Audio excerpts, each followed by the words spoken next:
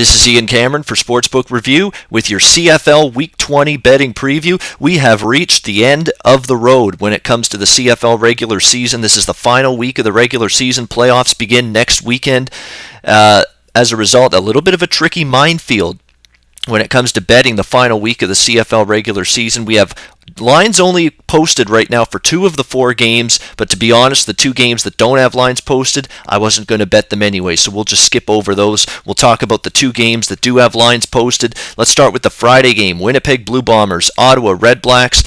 You know, the most fundamental thing that you want to look for when handicapping final week of the CFL season, and this goes for the NFL too when we get to December, and Week 17 of the NFL season, motivation. Which teams are showing up? Which teams are going to have their starters? Which teams are going to rest starters? Which teams care about winning? Which teams don't care about winning? Really, comes down to that. And as far as I'm concerned, you got to at least question the motivation here for the Ottawa Redblacks, the home team in this game. They beat Winnipeg last week on the road, double-digit win. And that salted away first place in the East Division. They clinched first in the East, Ottawa, with that win, and a bye to the East Final in 2 weeks, which they will host. So this game means essentially nothing to them.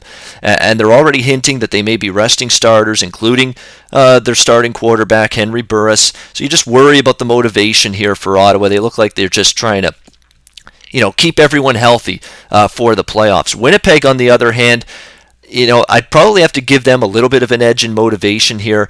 Winnipeg can still finish second in the West and get a home playoff game if they win, combined with a BC Lions loss to Saskatchewan on Saturday. Both of those things have to happen in order for Winnipeg to be second place in the division and get a home playoff game next week. So I would think they're going to be ready to play this game and want to win this game. Matt Nichols at quarterback. Trying to bounce back from a brutal performance, 3 interceptions. The one concern I would have is Winnipeg has not fared well against Ottawa. They've got a very poor recent track record against the Ottawa Redblacks. That's definitely something that would concern me a little bit in this game, but I just worry that, on the other side, how focused and motivated is Ottawa to win a game, this game specifically, when they've already clinched everything, including first place in the East and a bye. So motivation is a concern for Ottawa. We've seen Winnipeg take money. It opened at a pick'em. It's up to 2.5, 3. Winnipeg is a road favorite. Value slipping away, but from a motivational perspective, I could understand why Blue Bombers have taken some early money here this week prior to that game. Saturday, we've got the Montreal Alouettes taking on the Hamilton Tiger Cats.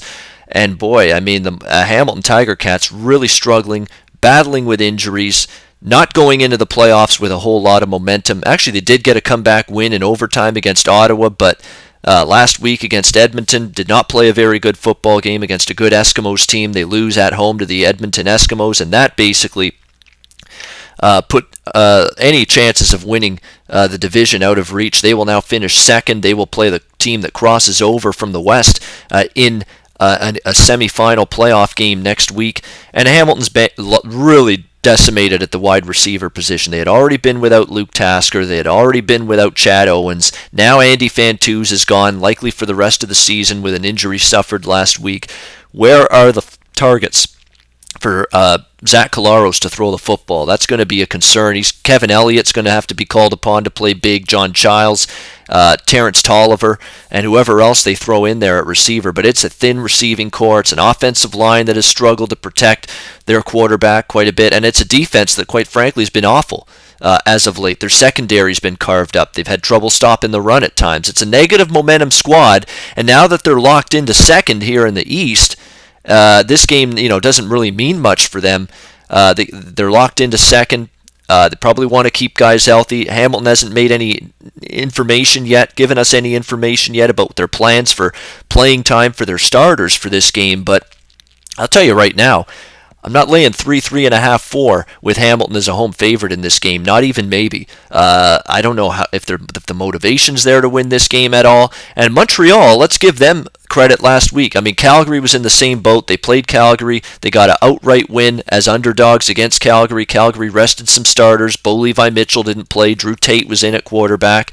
And a couple of other offensive and defensive starters also rested for Calgary. So motivation is a concern here for Hamilton. They may rest some guys too, knowing that they're locked into second place and playing the East semifinal at home next week. So I think Montreal probably can win this game, and would certainly look to them at plus 3.5, plus 4 in this game. And Vernon Adams Jr. now getting his third straight start at quarterback for this team. He's been solid. He absolutely has been. I mean, he's not making a ton of mistakes. He's moving the football. The defense is starting to play well again for Montreal, and I like that we're at least seeing effort. We don't know what the situation is going to be with this team next year. There's going to be a lot of changes. It's been a bad year, but at least this team has been, for the most part, playing hard for Jacques Chapdelaine, who took over as the head coach when Jim Popp stepped down from that position earlier this season. So definitely positive signs. Vernon Adams has given them a little bit of a ray of hope at the quarterback position, the former Oregon Duck quarterback. I'm sure they'll have to make a decision. Do they go with Vernon Adams Jr. or Rakeem Cato next year as their starting quarterback? But you're seeing some effort from Montreal, and considering that Hamilton's got a ton of injury concerns, wants to stay healthy for the playoffs, and just hasn't been playing all that well lately, all Montreal may need is a little bit of effort and intensity for them to not only cover this number, but maybe win this game outright. So I could only look to the Montreal Alouettes plus points in that game.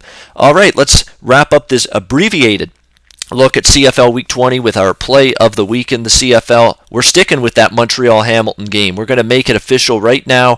Montreal, you can get plus 4 with Montreal at bookmaker/Chris. That's rotation number 477. Montreal Alouettes plus the 4 against the Hamilton Tiger Cats on Saturday. Think they have a chance to win outright, and even if they don't, I expect a competitive game. Plus 4, Montreal plus 4, your CFL Week 20 play of the week. That will wrap it up. That's my look at the final week of the CFL regular season from a betting perspective. Reminder, next week the CFL playoffs begin. We'll have East and West semifinal in action next Sunday, and I'll be back next week to break both of those playoff games down in the Canadian Football League. So until then, I'm Ian Cameron for Sportsbook Review. As always, check out sportsbookreview.com every day for the latest in sports betting information, live odds, videos, and articles to help you make some money betting on sports. So until next time, enjoy the games and good luck. Research before you bet. Be sure to check out SPR Picks for the best game predictions, breakdowns, and much, much more.